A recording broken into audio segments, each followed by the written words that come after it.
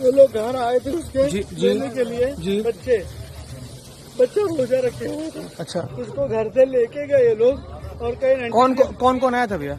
उसके फ्रेंड थे, मैं नाम नहीं नहीं जानते। 4 लोग थे। 4 लोग थे, गाड़ी से गए लेके जी। उसको। तो उसके बाद में अभी मेरे पास लड़के ने रोजा रखा था, मैंने जी। मना किया उसको कि आप ना जाओ बेटा। कहे नहीं पापा मेरा दोस्त है, नाराज हो जाएगा, कहेगा मैं छोड़ दिया स्कूल, तो आए नहीं। तो उसको लेके गए, जिससे उसकी लड़ाई कभी हुई होगी। तो उसने जो है वो नहीं गया वो लड़का।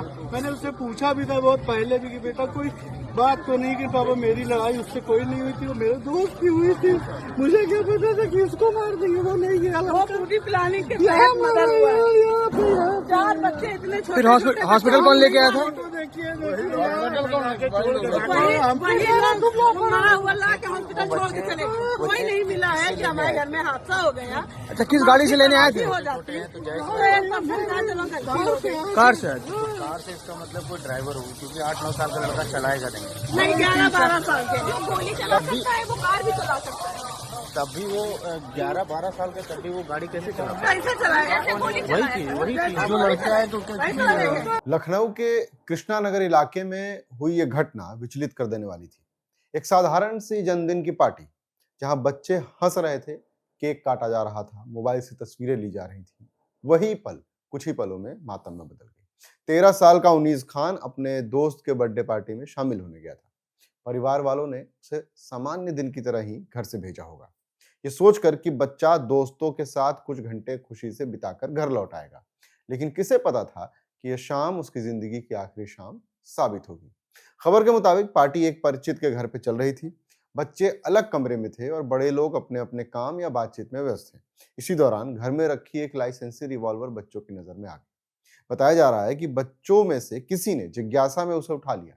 अक्सर बच्चे किसी अनोखी या एडवेंचर जैसी दिखने वाली चीज को छूने से खुद को रोक नहीं पाते हैं, लेकिन हथियार खिलौना नहीं होता। पुलिस की शुरुआती जांच में यही सामने आया कि रिवॉल्वर से अचानक गोली चल गई और गोली मुनीज को जा लगी।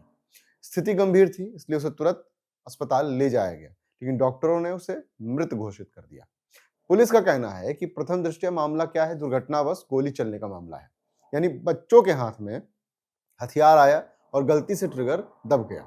कुछ नाबालिगों से पूछताछ की जा रही है ताकि स्पष्ट हो सके कि गोली किस परिस्थिति में चली, कमरे में कौन कौन और लोग मौजूद थे और हथियार कहां से वहां पहुंचा। पुलिस ये भी देख रही है कि क्या हथियार सुरक्षित तरीके से रखा गया था या उसमें कोई लापरवाही बरती गई।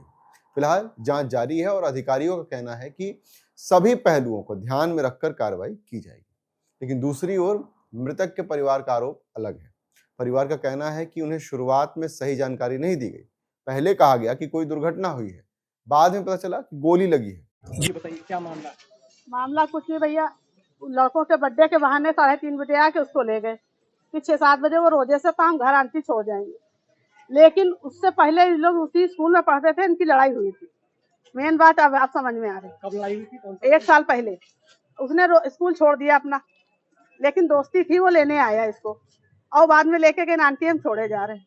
4 बच्चों की कौन सी पार्टी घर में होती है? चाहे गरीब भी होता है तो 15 महल्ले के बच्चे होते हैं। सिर्फ 4 बच्चों को रिवॉल्वर दे दी गई कि अपने आप से मारो। 12 साल का बच्चा यूं सटीक लगा के नहीं मारेगा।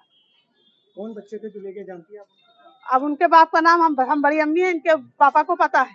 तो गुड्डू त्रिपाठी के भतीजे है, वो भाई का लड़का है। वो लोग लेके गए। क्या अपने घर पे लेके गए? वो अपने घर पे लेके गए, अपनी कार से लेके गए। अपने घर पे गोली मारी? अपने घर पे ले जाके गोली मारी, वहीं से लाके लोग बंदूक पे डाल दिया यहाँ, और वो मर चुका था घर ही पे। खुद लोग बंदूक लेके आए? खुद ही ला के फोन कर दिया, आप लोग केयरलेस से बच्चे को भेज दिया यहाँ। कोई वही नहीं समझ में आ रहा। अब आप लोग क्या चाहती हैं, क्या मांग? हम ये चाहते हैं, वो अब हम लोग क्या चाहेंगे, हमारा लड़का तो दे नहीं देंगे। कम से कम ईमानदारी निष्पक्ष जांच हो। अभी फुटेज ना गायब हो जाए, क्योंकि बहुत होता है काम, फुटेज भी गायब हो जाते हैं, खड़े हो जाएंगे, हमारी रिवॉल्वर है, वो अपने जुर्म ले लेंगे और चले भी जाएंगे। ईमानदारी से अब जांच हो बस। आप बच्चे की बड़ी अम्मी, 12 साल का बच्चा रोजे से गया है। उनका दावा है कि मामला सिर्फ एक साधारण हादसा नहीं हो सकता। उन्होंने निष्पक्ष और सख्त जांच की मांग की है।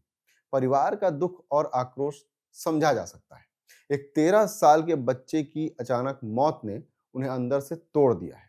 ऐसे में हर छोटी बात पर सवाल उठाना स्वाभाविक है। इस घटना ने समाज के सामने एक बड़ा सवाल भी खड़ा कर दिया है। घर में हथियार रखना एक जिम्मेदारी है। लाइसेंस होना अलग बात है, लेकिन उसे सुरक्षित रखना उससे भी ज्यादा महत्वपूर्ण है। अगर घर में बच्चे हों, खास करके जब पार्टी ऐसा माहौल हो, तो अतिरिक्त सावधानी की जरूरत होती है। बंदूक को लॉक में रखना, बिना गोली के रखना, बच्चों की पहुंच से दूर रखना, ये बुनियादी सुरक्षा नियम है। अगर इनमें कहीं भी ढील हुई हो तो इसका परिणाम बेहद गंभीर हो सकता है। स्थानीय लोगों के बीच भी इस घटना को लेकर अलग अलग चर्चाएं हैं। कुछ लोग इसे दुर्भाग्यपूर्ण हादसा मान रहे हैं, तो कुछ इसे लापरवाही की बड़ी मिसाल बता रहे हैं। सोशल मीडिया पर भी ये बहस जारी है, लेकिन इन तमाम चर्चाओं से परे एक सच्चाई ये भी है कि एक परिवार ने अपना बच्चा खो दिया है। उसके दोस्त जो उस दिन उसके साथ थे, शायद जिंदगी भर उस पल को याद करेंगे। जांच पूरी होने के बाद ही स्पष्ट होगा कि असल में क्या हुआ था। पोस्टमार्टम रिपोर्ट, फॉरेंसिक जांच और गवाहों के बयान से तस्वीर साफ होगी, लेकिन यह घटना एक चेतावनी जरूर है। सुरक्षा को हल्के में नहीं लेना चाहिए, खासकर तब जब बच्चों की बात हो। एक छोटी सी चूक भी जीवन भर का दर्द दे जा सकती है। लेकिन अब इस घटना के साथ एक और सवाल जुड़ गया है। क्या इस मामले में वही शक्ति दिखाई जाएगी जो दूसरे मामलों में दिखाई जाती है? अक्सर देखा गया है कि उत्तर प्रदेश में किसी गंभीर आपराधिक घटना के बाद प्रशासनिक कार्रवाई के तौर पर बुलडोजर चलाया जाता है। अवैध निर्माण तोड़े जाते हैं, आरोपियों की संपत्ति पर कार्रवाई होती है और इसे तुरंत न्याय की छवि के रूप में पेश किया जाता है। ऐसे में लोग पूछ रहे हैं कि क्या इस केस में भी वही रुख अपनाया जाएगा?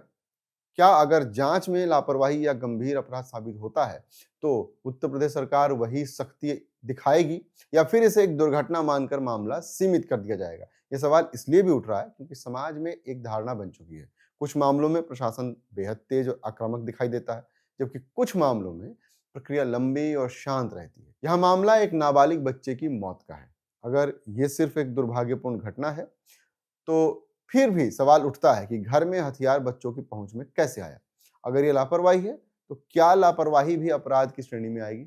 और अगर परिवार की आशंका सही साबित होती है और इसमें कोई साजिश या जानबूझकर की गई हरकत सामने आती है, तो फिर कार्रवाई किस स्तर पर होगी? समाज में दो तरह की चर्चा चल रही है। एक पक्ष कह रहा है कि हर मामले को राजनीतिक चश्मे से देखना जरूरी नहीं है, पहले जांच पूरी होने दी जाए, फॉरेंसिक रिपोर्ट आए, गवाहों के बयान दर्ज हो, तब निष्कर्ष निकाला जाए। दूसरा पक्ष कह रहा है कि जब सरकार ने कानून व्यवस्था के मामलों में सख्ती की छवि बनाई है, तो यहां भी वही पैमाना लागू होना चाहिए। अगर कहीं और अपराध के बाद बुलडोजर चल सकता है, तो यहां क्यों नहीं? मेरा नाम है करुणेश, आप देख रहे हैं बजरबट्टू दुनिया। ऐसी और भी तमाम वीडियोस के लिए हमारे इस चैनल को सब्सक्राइब जरूर कर लीजिएगा।